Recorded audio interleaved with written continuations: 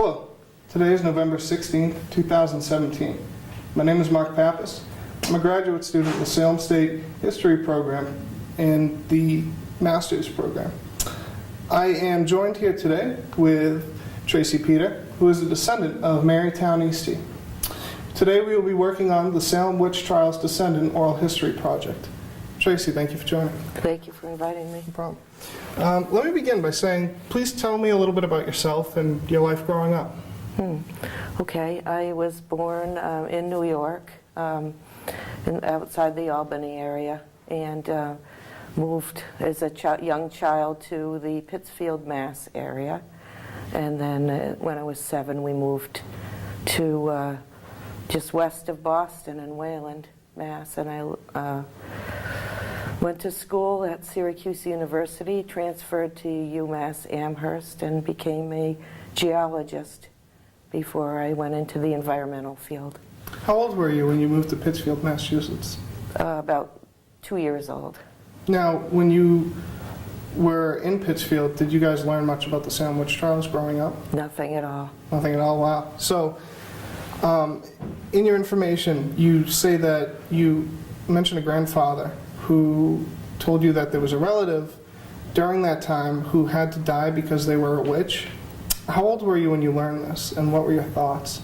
I think I was around 17 or 18. My grandfather took me aside, and when my father left the room, I remember my father was not in his presence, and he said to me, we had a grandmother in our family that they said she was a witch and that she had to die. And he looked mortified about it, and he didn't know anything about it, and he had been tracing our family history for some time, and I found out he was kind of tracing it up the wrong Balcom line. We were the Balcoms from Rhode Island, not Massachusetts, and there was another line from Canada, but he was going up the wrong line and never did figure out who we were. Whereas, unfortunately, he went to Lynnfield, Mass. When he was visiting us, and he went to do some genealogy there, hoping to find out about our family. And it turns out I did the same research, but I went to the Peabody Essex Museum, and I found the Balcom book. They had the 3 brothers that came over from England, and I found my line. And from there, I pretty much traced that line, which eventually led me to the towns. So, did he make this discovery when you were 18? Actually, I think he died when I was, he was doing a lot of research after he retired. Okay. So I'm not sure when he began, but he researched for a good 10 years or so with my grandmother. But at that time, without computers, he spent a lot of time visiting locations and going to historic places to get genealogy information. Do you remember any other places? Are there any around, because the family was from Topsfield, correct? Yes. Do you know if there was anything? He got as far as Lynnfield, Mm-hmm. and he was looking for the Balcoms. But in that case, our town ancestors didn't get together with the Balcoms until like 1800. Now, before discovering the identity 1750s. of Marytown as your relative, did you have any interest in the Salem Witch Trials? No, I didn't. I just knew something about it because I grew up near Salem. Mm-hmm. Now, when your grandfather told you this, did you initially believe him, or did you sort of say to yourself, okay, I need to look for evidence on my own now? I didn't think much about it. I just thought it sounded terrible, and where would that have taken place? We had no idea where, but I think he thought it was Massachusetts, but he didn't really know anything. Mm-hmm. I don't know how much information he got. I got the impression that it was this horrible thing that the family had to deal with, and it was kind of hidden. The information was hidden from him, and he wanted to find out more about it. Now, do you have any other relatives who were interested in this, like brothers or sisters or cousins? Just my father. Just your father? Yeah. Now, did he do his own research from that point? No, it was me that started the research. Oh, okay. From the Balkans, and on my ancestry tree I found the towns, but I backed everything up with the real information.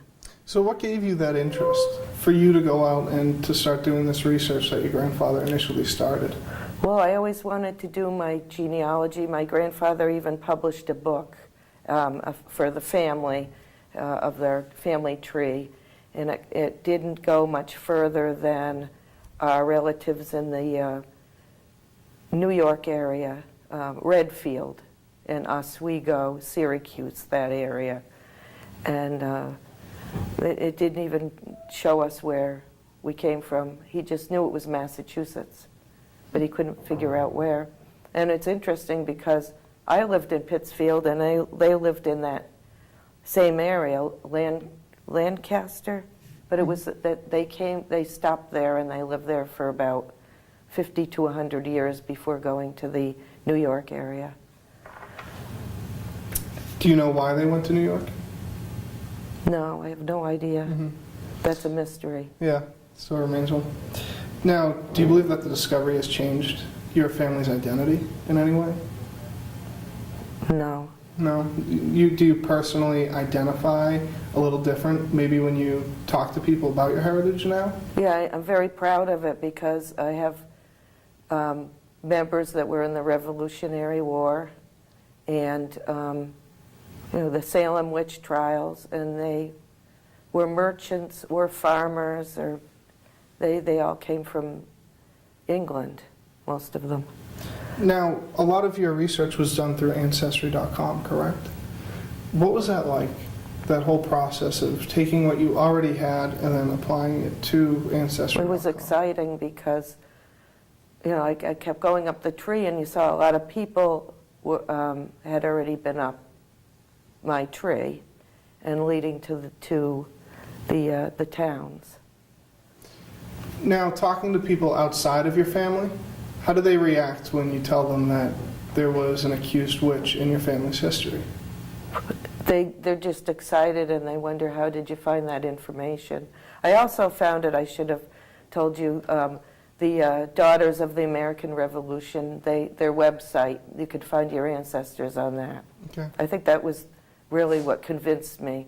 A lot of times people will say the ancestry doesn't give you a complete, you might be copying someone's tree that's wrong, but I went on DAR site and saw my same ancestors, and then many other sites you can get online. You can look at other trees.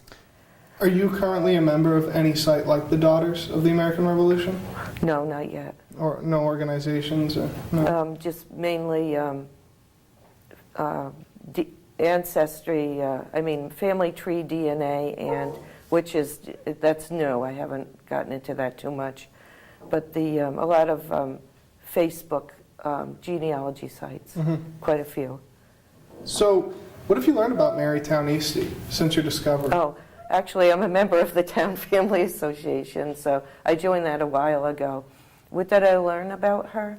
Well, it's interesting. I actually have seen a painting of her, and I went to the Peabody Essex Museum, and they said that exhibit is down right now, and that they're not displaying it, and I hope someday to actually see that painting.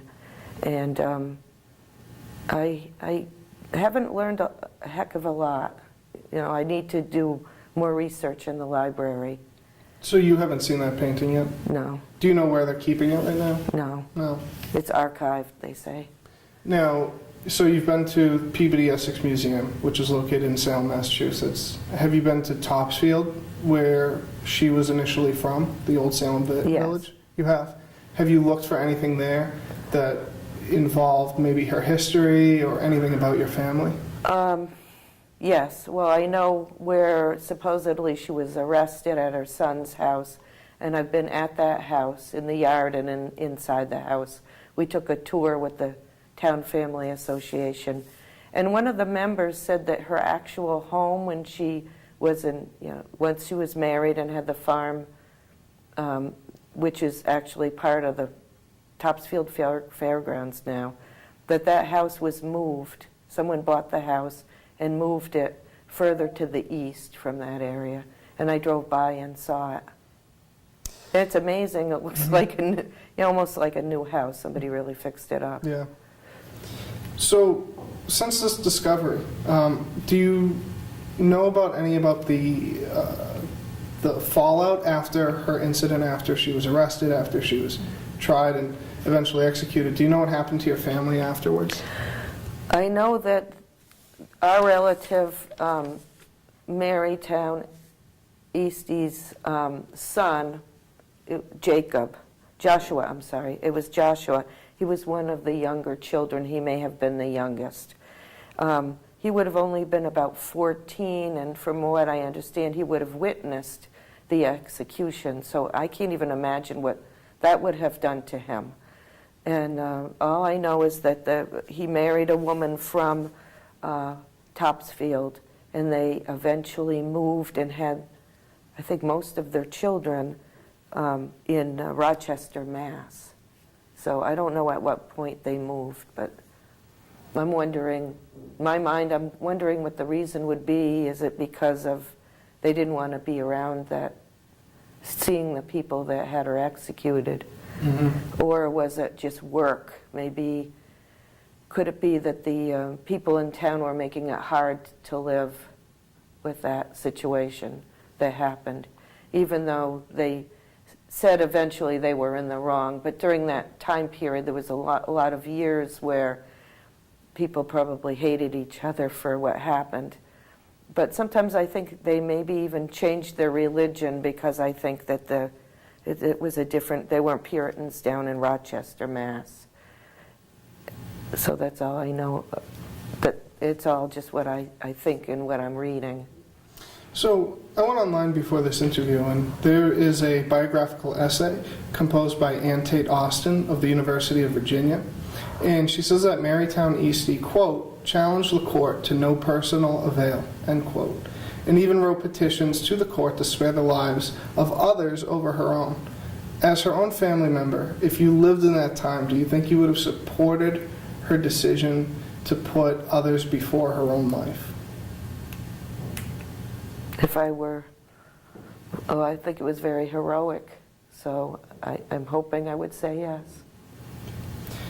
So Mary, she also believed that the court did have the best intentions, but warned that they would persecute other innocent lives as well. So how does this relate to modern day debates about capital punishment in the United States? Do you think that we can use the Salem witch trials to maybe learn a lesson around capital punishment? Yes. You do? I haven't thought about it that way, but yes. Do you have any initial thoughts how do you think we could learn from that?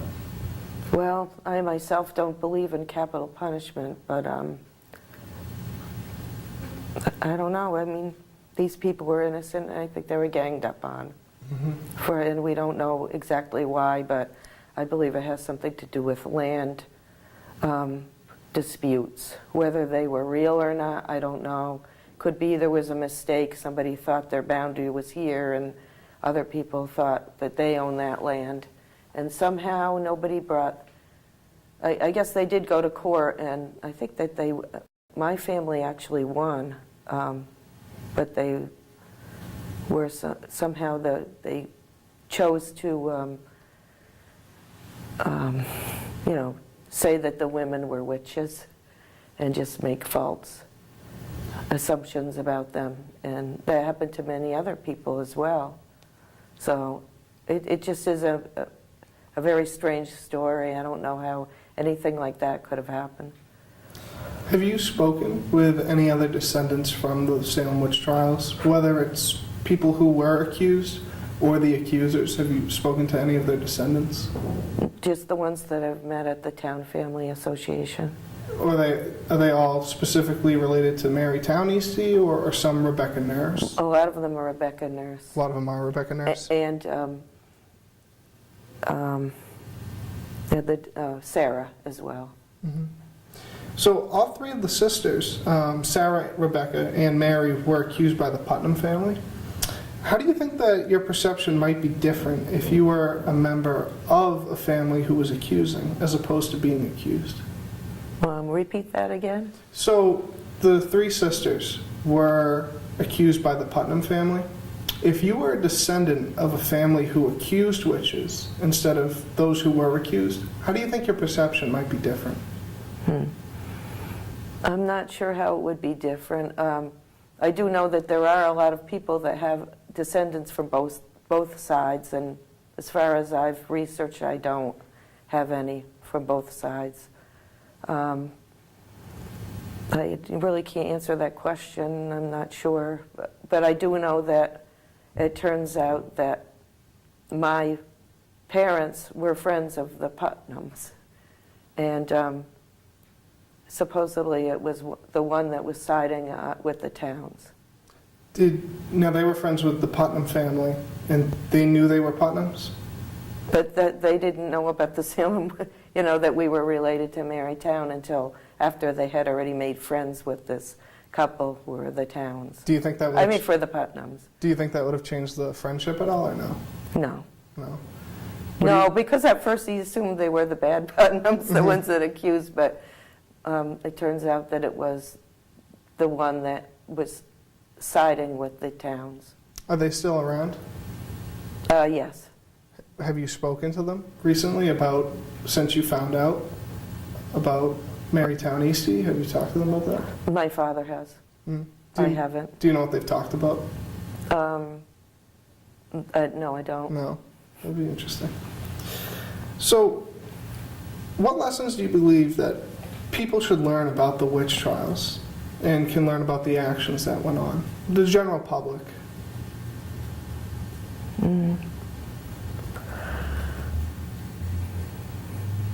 Just that you don't always know the reasons why people do things, that you shouldn't just, there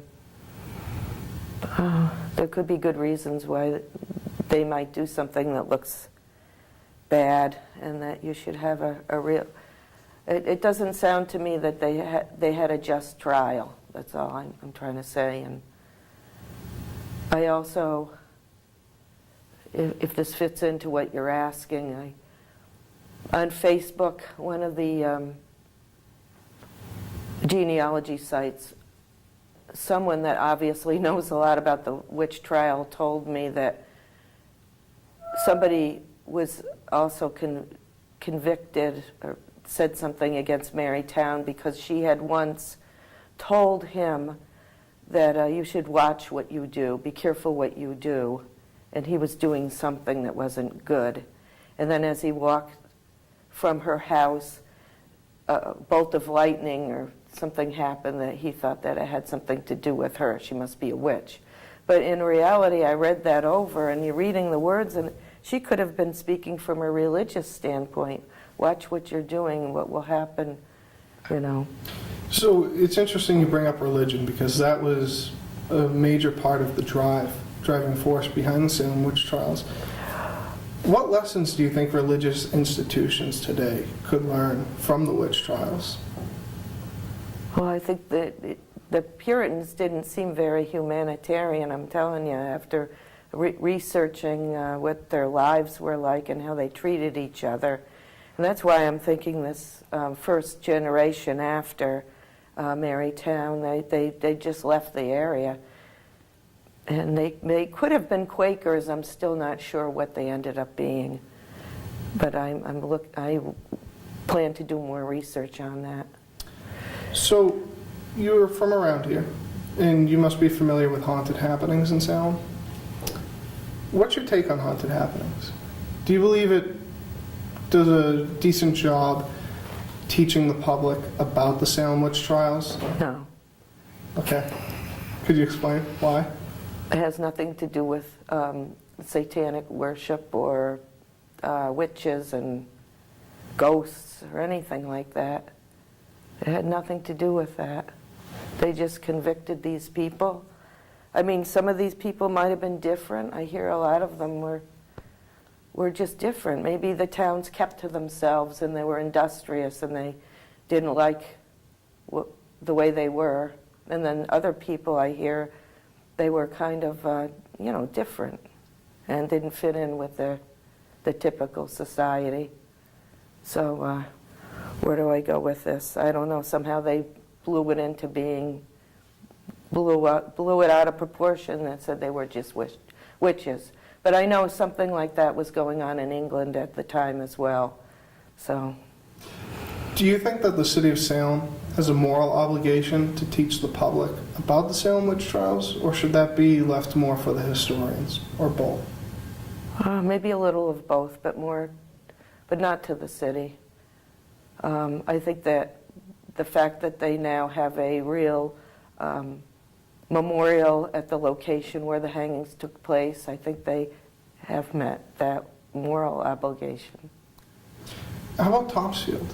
Because Salem Village was a greater part of Danvers and modern-day Topsfield. Are there any memorials there? Yeah, there are stones out in the square that show the names of the victims that have been hanged in Salem. Okay. Now, so her name's on that stone? They're separate stones. I mean, there's nothing, they're nice stones, they have their name on it, but it doesn't really, I didn't see anything that really explained a history of that. Mm-hmm. So, as an ancestor of an accused witch, do you believe that the witch trials should be remembered differently? Yes. How so? I think there should be less of this Halloween stuff. It has nothing to do with that. Mm-hmm. And I think it would be good for writers or historians to bring out the fact of what really happened. What about public schools? And we could even say universities. Do you think public schools and we talked beforehand, you have children, from what they learned about the Salem witch trials or what you learned about, do you think public schools do a good enough job teaching about the witch trials? No, that's a really good point, because I do know, and although I lived in Wayland, I don't remember having to read about the Revolutionary War, but I was just told that the students in Lexington, Concord, and that they have to read books in the summer, stories about what happened. And that would be good if they could also include the Salem witch trials in our area. Are your children at all interested in their genealogy? Not yet. Not yet. How do you plan on getting them involved? Actually, that's how I got involved with Ancestry. My daughter she took a course at Syracuse University, and they asked her to sign up for Ancestry and start her family tree. And I continued with it. She didn't get very far, but I continued with the tree. Now, do you have like a physical tree at home where you've mapped out, or is it all online at this point? Mainly all online. I should do that in case the site goes down someday. Just put it all on one tree. I have paperwork from the, what is the name of it? They changed the name, historical society in Boston. Mm-hmm. And I have the paperwork to do a big family tree. So, overall, what lessons do you believe Americans should walk away with after studying the Salem witch trials? Well, just I don't believe in capital punishment, and I believe that if they had a second try at later on, that people could hear what really happened. What they were accused of just really was not right. It was crazy, and that if they hadn't been executed, people would have found out sooner than later, and they would have lived. Mm-hmm. Do you believe that there's any point in history that's too old to study, or do you think they're valuable lessons? I think they're valuable lessons. Mm-hmm. Although our society's changed a bit toward a better system of trials. But, we couldn't learn a lot from the past. So, just to sort of wrap up, are there any final thoughts or comments that you would like to talk about? Are there any questions that I haven't asked that you maybe wanted to be asked? I think you asked me how we ended up in New York, and I actually think the whole thing started from the relatives running away. I've heard a lot of other of the town relatives. The Easties ran away. One went to, I heard the story that one went up to Nova Scotia and changed his name. And then I think the similar thing happened to my family, and they went south of Boston and went into a different culture even. If they went with the Quakers, I'm not sure, but it was a whole different culture. They weren't Puritans down there, as far as I know. And then from there, they met up with people from Rhode Island and eventually drifted off into New York to find a better society. That's what I think. Well, thank you very much. All I right. appreciate the time. Thank you. Thank you.